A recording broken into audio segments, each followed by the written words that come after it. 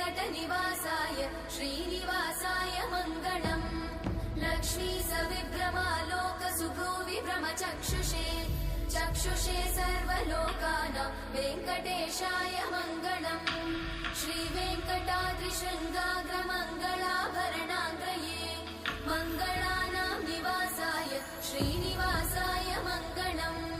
सर्वावयव सौन्दर्य सम्पदा सर्वचेतसां सदा सम्मोहनायास्तु वेङ्कटेशाय मङ्गलम्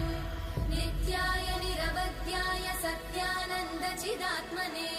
सर्वान्तरात्मने श्रीमद् वेङ्कटेशाय मङ्गलम् स्वतः सर्वविदे सर्वशक्तये सर्वशेषिने सुलभाय सुशीलाय वेङ्कटेशाय मङ्गलम्।